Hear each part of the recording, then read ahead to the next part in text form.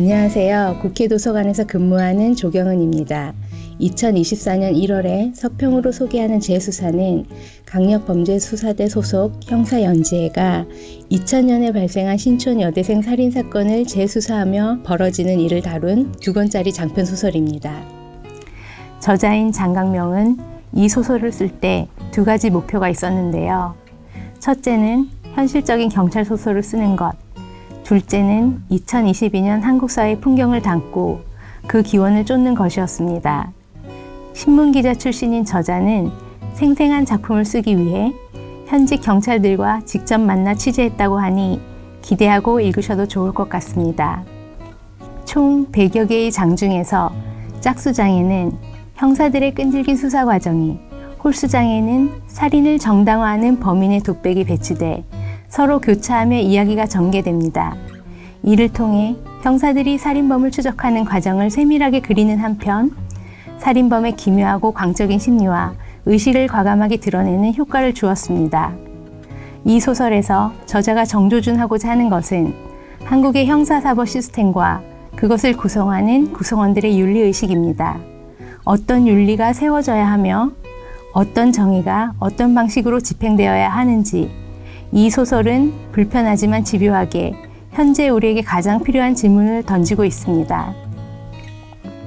이 책의 서평을 써주신 한신대학교 평화교양대학 송주영 교수는 범인의 고백록에서 지적 사유와 인류 사상사를 검토함으로써 현재 우리에게 유의미한 통찰력을 제시했다는 점을 이 책의 가장 큰 장점으로 꼽았습니다.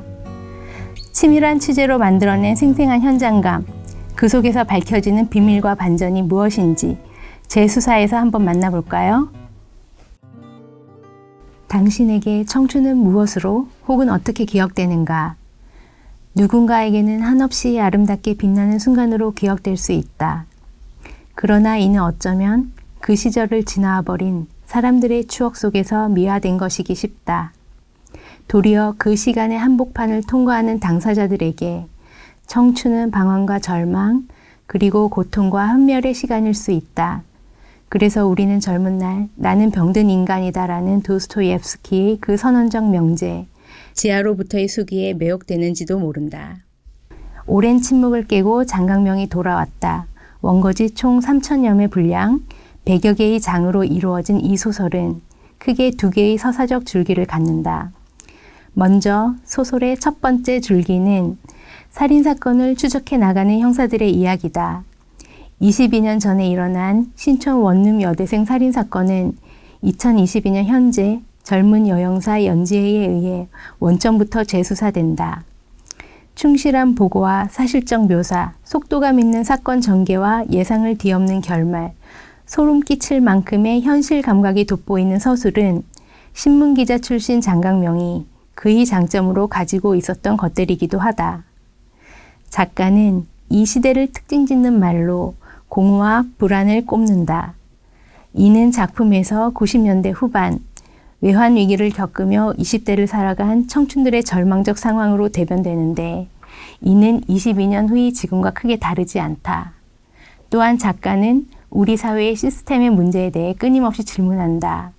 재판, 형사, 경찰, 사회, 의료, 교육, 경제 구조를 포함한 모든 것이 그 대상이다. 사회를 굳건히 받쳐오던 모든 시스템에 대한 문제 제기는 결국 시스템마저도 실체 없는 환상이라는 명제에까지 이른다. 이는 인류의 역사를 형벌과 감옥의 역사로 규정하며 제도의 문제를 환기한 미셸 푸코를 떠올리게 한다. 미셸 푸코에게 역사는 시스템의 역사이며 근대 이후 인간을 통제하는 강력한 감옥은 구체적인 실체가 아닌 시선의 감옥일 때 더욱 강력한 것이다. 다음으로 소설의 2번째 줄기는 살인범 김상은의 고백록이다. 그간의 장강명 소설을 아는 우리에게 철학적 사변으로 무장한 이러한 장은 다소 낯설다. 무엇보다도 어렵다. 왜 어려운가? 먼저는 범위와 대상의 광범위함 때문에, 다음으로는 서술의 추상성 때문에 그러하다. 범인의 목소리는 인류 역사와 사상사를 총체적으로 검토한다. 그리고 우리 사회에 내재한 공허의 기원을 계몽주의에 둔다. 여기에 자본주의, 마르크스주의, 진화론, 민주주의 문제를 함께 기술한다. 문제는 이 모든 것이 어떤 구체적 형상화의 과정이나 문학적 외피 없이 철학적 사변 그대로 노출된다는 것이다.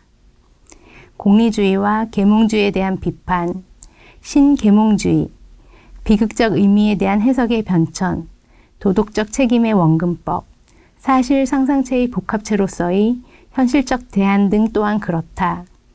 여기에 니체로부터 까미, 사르트르, 도스토옙스키에 이르기까지 난해함과 모호함 때문에 대중 독자들에게 쉽게 읽히지 않는 철학 문학적 고전들이 범죄자의 고백 속에 집결해 있다. 그렇다면 우리는 이 어려움을 어떻게 받아들여야 할까? 물론 작가의 야심찬 포부와 시도는 빛이 난다. 지적 사유와 인류 사상사를 검토함으로써 현재 우리에게 유의미한 통찰력을 제시한다는 점은 가장 큰 장점일 것이다. 다만 구체적 형상성을 놓친 지적 사유와 철학은 얼마나 문학적일 수 있을까 질문하지 않을 수 없다. 제 수사는 작가가 그의 등단작 표백으로부터 끊임없이 보여준 현실에 대한 문제의식을 매우 상세한 디테일과 함께 보여준 작품이다.